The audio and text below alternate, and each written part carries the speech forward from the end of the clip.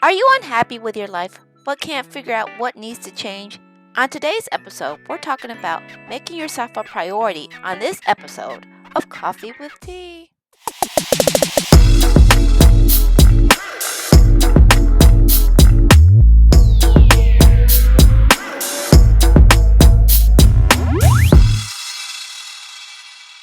Hello, friends, and welcome to another episode of Coffee with Tea. I'm your host, Tanya Tyler, and I'm excited because we're going to be talking to Miss Karla Hunt, and she's going to give you advice on how to eliminate burnout. But before we really dive into the conversation, I'd like to welcome Miss Karla to the show. So, welcome. Thank you for having me. So, as you mentioned, I'm Karla Hunt of Prioritizing Peace. I'm a personal success and empowerment coach. I help busy entrepreneurs and professionals achieve success without sacrifice by preventing and eliminating burnout so you can live your best life of ease and enjoyment. And unlike traditional personal development coaches that focus on how to be more productive, I empower you to transform your busyness into healthy relationships, financial freedom, and vibrant well-being, as well as guilt-free pleasure.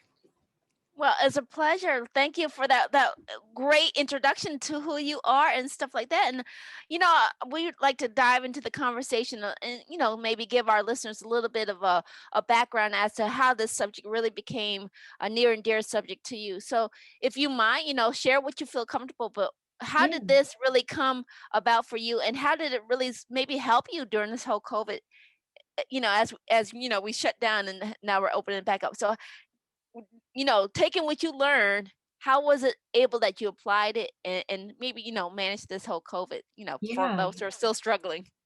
So my background, so my biggest motivator for starting my business are my values.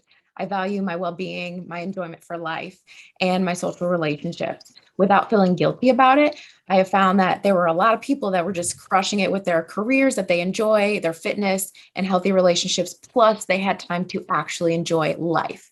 But other people like myself were not enjoying life. And I just wanted to enjoy life with my family and my friends, and in the process of chasing my dreams. So often, the things that we value to keep us motivated, hustling, and grinding are the things that we're kept from in that process. So I was missing out on living because I was putting productivity above everything else, including myself. I was burnt out from not only working all the time, but I wasn't able to find that like work life balance. And I was just working extremely hard and putting in countless hours trying to get a peaceful, balanced life and enjoy it and be around people. And for me, it was really put in perspective. When my dad had to retire early because he just his health was in poor condition. And it also dawned on me that because my dad worked so hard and he was an over the road truck driver, we just don't have the relationship that I would like us to have. And like I said, we put work above our relationships. Like we're doing it for our kids. Like we love our kids and we're doing it for them. But at the same time, we're neglecting the very things that we love in the process. And for me, I know that I wanted to break that generational cycle of putting, productivity above the things that I actually wanted. I didn't want to continue to create that gap of, okay, well, I'm going to just work really hard and hope that I manage to find a mate and a partner to build a family with. If I don't stop what I'm doing, I'm never going to find the partner because I'm not going to create the time, right? Right, So, right. in this pandemic, learning these skills and recognizing even seeing it from example, I started prioritizing myself, putting my well-being first, working out at the beginning of the day, making sure that I do things for myself before I even, check my phone and check my emails. And then making sure to check in with myself. Have I eaten? Have I done things that I need to do before I start giving to others? Right? Because we, especially women, we will give to everyone else, our children, our partners, before we give to ourselves. And then we're left with an empty cup. So making sure I give to myself so I can better serve others. And then giving myself that time to actually do the things that I value with committing to social relationships and spending time with my family and my friends and looking for a partner, things that I value, that I want, instead of just saying, I'll eventually find it. Cause it was me putting things off till later. And that included my mental health, my emotional health, and my physical health, my well being overall. So it was a lot of me reprioritizing things to make sure that I wasn't, putting myself in a situation to where I was going to get a bunch of, preventable health conditions and chronic illnesses that, at a certain point might be too late to fix if I keep waiting, or that would Right. be a very expensive thing to fix with our healthcare system. Right, right. You make a valid point because, like I said, burnout. It takes a toll on a lot of us. And like I said, I think the COVID was like like a breather, a Yeah. shutdown that maybe you can stop and think, like you said, prioritize peace for yourself. So for those who really have maybe never really stopped to look at it, what does burnout look like and feel like to people? It it comes in many forms, but it can look like depression, in all honesty. So when you are not interested in what you're doing anymore, that gross feeling of disinterest, right? So when you are burnt out, again, it can look like depression, and it can mimic depression even. So when you are just that hopeless, helpless feeling of just like, I am just beyond words with that burnout. But it also is just like that physical fatigue. So it is feeling, you know, really empty, that drained feeling, but you're also restless. So like you can't sleep as well, and feeling the restlessness there. Right, right, right. Yeah. I can see that. I see a lot and a couple of people that I know. But they have to have their own realization. So, we talk about self-care a lot and stuff like that. And a lot of people really, I think they're starting to become aware of it, but there are still a lot of people who would say, self-care is selfish. So what would your advice be for those who would say, what self-care, I don't understand the process of it.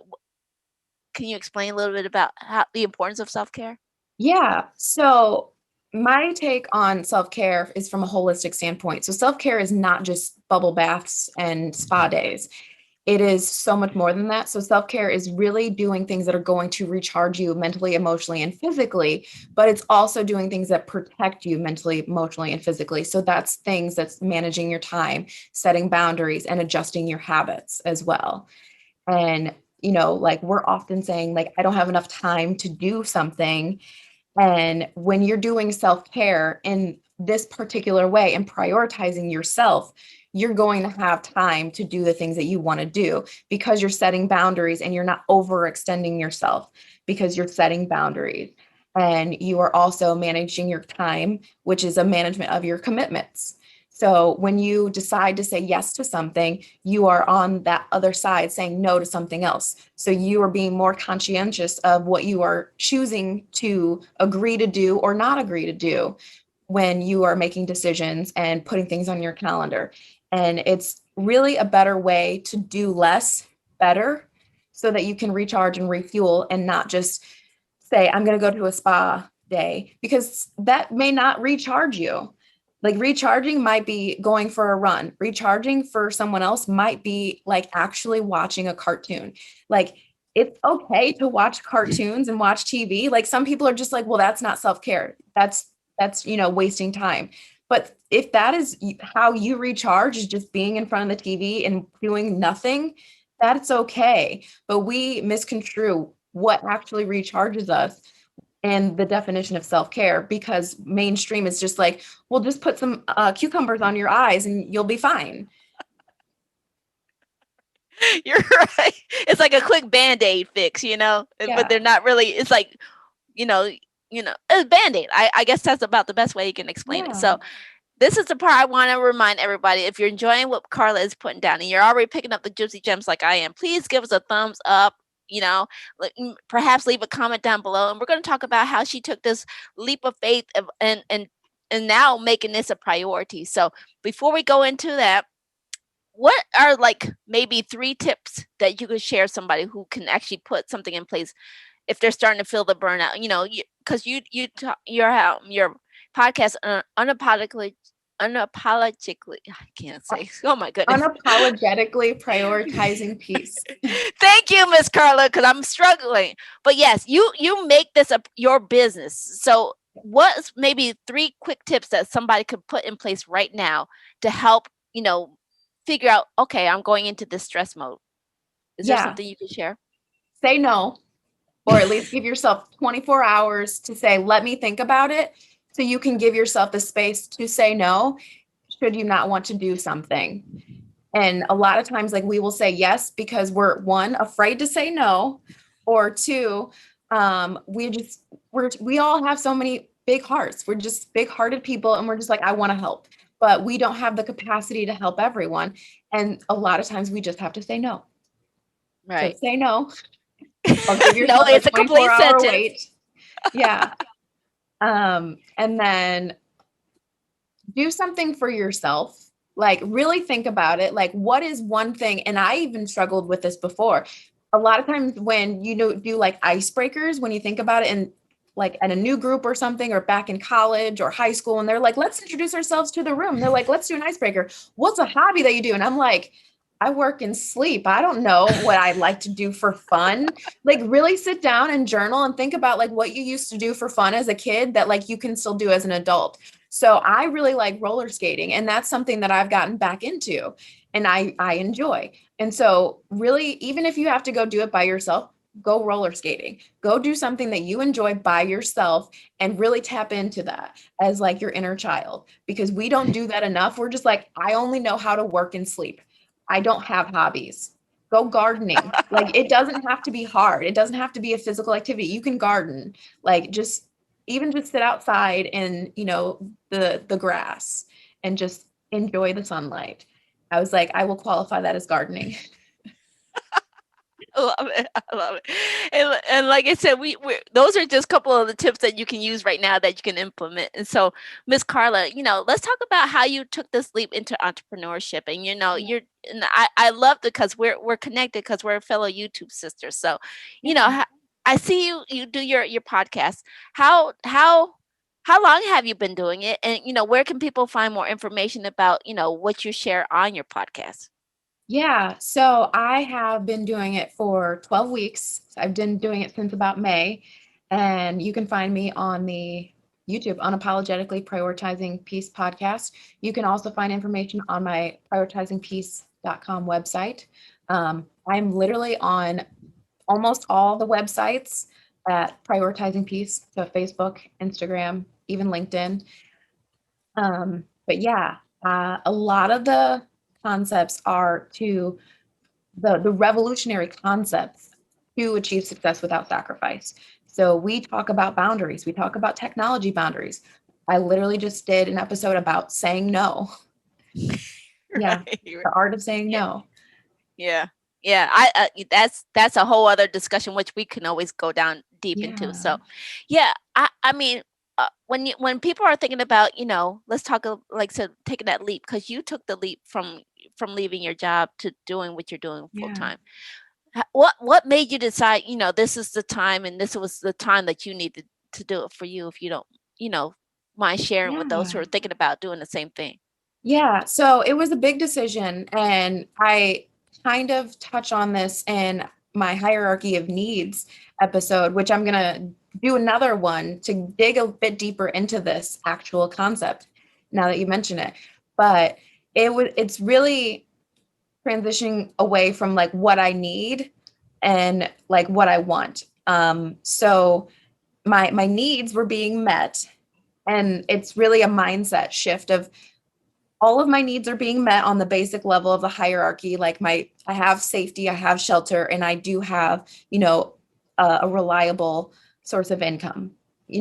I'm just scared a little bit to make this leap from, what we consider reliable income. We consider being employed by someone else as reliable income, but the pandemic has shown us that that's not reliable, because tons of people were laid off in an instant. Like, literally in an instant, people were just like sent home and not to ever return. So that's being said, that's not a reliable source of income.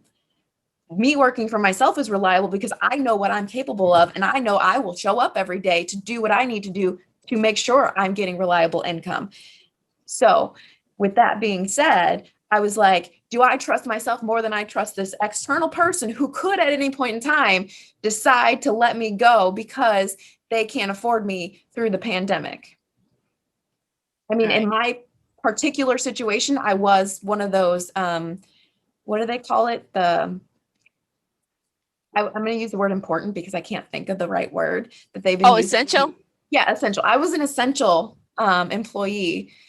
Um, but beyond that, even being an essential employee, I think part of it being me being essential led to burnout, which I was like, I don't want to be essential.